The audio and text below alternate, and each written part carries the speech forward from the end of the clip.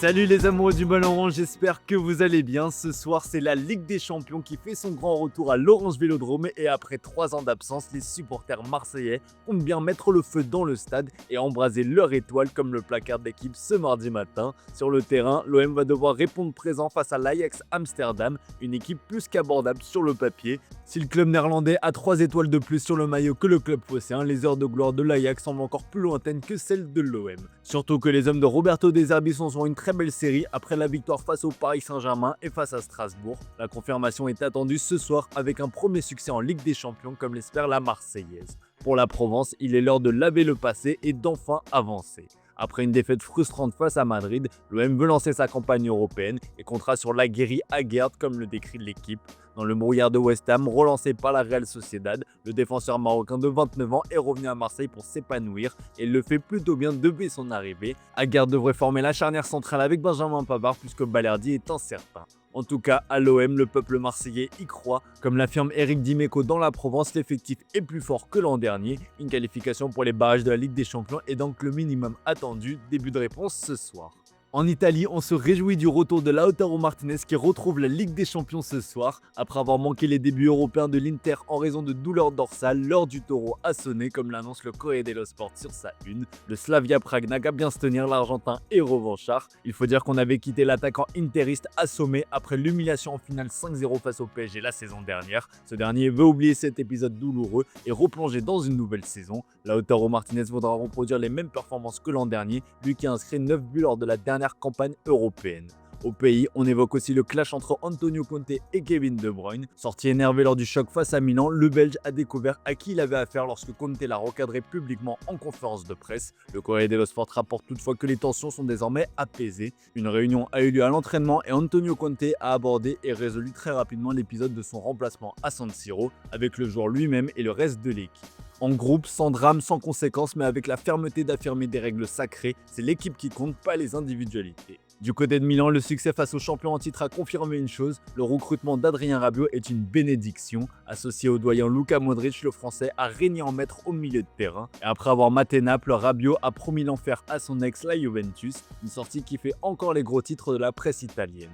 Juve, je serai un diable, écrit la Gazzetta dello Sport avec le surnom des Rossoneri dans le texte. Le choc de dimanche est déjà lancé alors que la vieille dame devra d'abord se concentrer sur un déplacement demain face à Villarreal en Ligue des Champions. Au Portugal, duel très spécial pour José Mourinho ce soir qui va retrouver son ancien club de Chelsea. Le Special One, triple champion d'Angleterre avec les Blues, retrouve le club où il a bâti sa légende et où il a aussi connu 2 départs houleux. Un choc plein de symboles pour le tacticien portugais qui est désormais rouge comme le placard Abola. Le Special One entraîne le club lisboète mais reste le numéro 1 de Chelsea comme le relaye le Daily Mirror. En conférence d'avant-match, José Mourinho n'a pas fait le show comme à son habitude, il a au contraire montré beaucoup de respect à son ancien club. Je vous laisse écouter un petit extrait.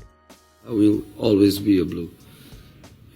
I'm part of their history and they are part of my history. I helped them to become a bigger Chelsea and they helped me to become a bigger Jose. When I say I'm not a Blue, I hope everybody understands it, that I'm speaking about the job that I have to do tomorrow. But in relation to these pictures, there are not many clubs that do this. Le temps du match, José Mourinho sera donc l'ennemi des Blues puisque Benfica est à la recherche de points comme l'indique Abola après la défaite face à Karabakh lors du premier match. Après la rencontre, ils pourront redevenir amis si le Special One n'a pas nargué le public de Stamford Bridge à bon entendeur. En Angleterre, une autre actualité fait les gros titres ce mardi matin. Le Daily Mirror affirme qu'Arsenal prépare une offre colossale pour Bukayo Saka. Après avoir obtenu un accord pour prolongation de contrat avec Saliba, les Gunners veulent blinder la star offensive de l'équipe qui sera en fin de contrat en 2027. Malgré des blessures récurrentes, l'anglais reste l'atout offensif numéro 1 de Mikel Arteta. Histoire de le blinder et d'écarter les concurrents, Arsenal serait prêt à lui offrir l'un des plus gros salaires de Première Ligue. Bien qu'aucune annonce ne soit imminente, les discussions sont positives, le joueur ayant déjà confirmé son envie de poursuivre chez les Gunners. Pour le club londonien, ce serait évidemment un sacré coup, confirmant le projet entrepris par Mikel Arteta depuis plusieurs saisons maintenant. Il ne reste plus qu'à gagner des titres. On fuit en Espagne avec le Real Madrid qui s'apprête à vivre un déplacement périlleux face au petit pousset Queirat. L'objectif des Madrilènes, mettre de la distance avec le derby, comme l'indique le journal Marca sur sa une. En d'autres termes, oubliez la sévère défaite face au rival madrilène le week-end dernier en championnat. La presse espagnole a souligné que face au gros récemment, le Real Madrid n'y arrivait plus. Depuis la saison dernière, le Real Madrid n'a plus gagné en 12 matchs contre de grosses équipes, avec des défaites marquantes face à l'Atlético, le Barça ou encore le PSG en Coupe du Monde des clubs.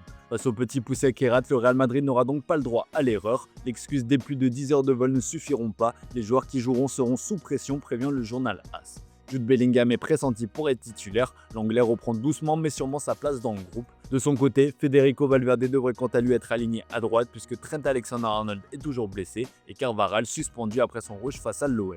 Régulièrement trimballé à tous les postes en raison de sa polyvalence, l'Uruguayen a fait son autocritique comme le relais Marca. S'il n'a pas été bon comme l'ensemble de l'équipe dans le derby, Federico Valverde reste un homme indispensable aux yeux des merengues.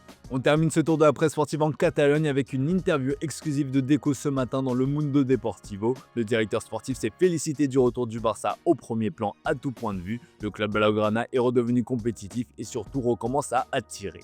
Bon, le Barça a toujours pu compter sur son passé glorieux pour attirer les joueurs, mais aujourd'hui les cracks veulent tous jouer au Barça, comme l'affirme le journal sur sa une.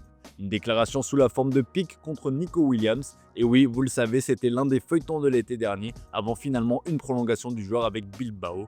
Compte tenu de l'issue de ce dossier, le clan du joueur semble avoir manipulé le Barça pour obtenir gain de cause. C'est en tout cas ce que l'on comprend quand on écoute Deco. Nous n'avons pas cherché leur joueur, nous ne sommes pas allés le chercher. Ils doivent se préoccuper de l'agent qui est venu plusieurs fois au Barça pour proposer le joueur. Bref, la page Nico Williams semble avoir été tournée au Barça et bien comme il faut. Autre actu qui fait la une, la prolongation de Marc Bernal. Comme l'affiche le journal Sport, le milieu de terrain formé à la Masia a signé une prolongation de contrat jusqu'au 30 juin 2029.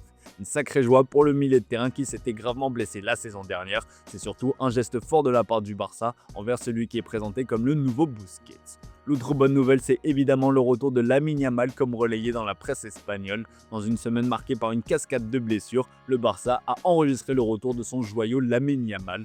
En quelques secondes, le génie espagnol a rassuré tout le peuple catalan sans flamme as ce matin.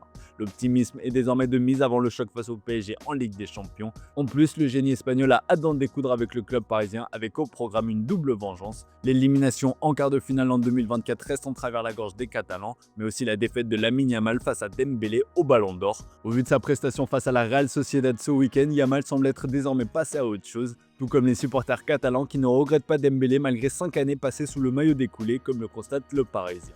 Aujourd'hui, ils ont Lamine Yamal et ils en sont comblés. Le choc Barça-PSG sera d'ailleurs marqué par des absences des deux côtés, comme le rapporte le quotidien régional. Vitinha devrait bien tenir sa place, pour Kvaratskhelia, il y a encore des doutes.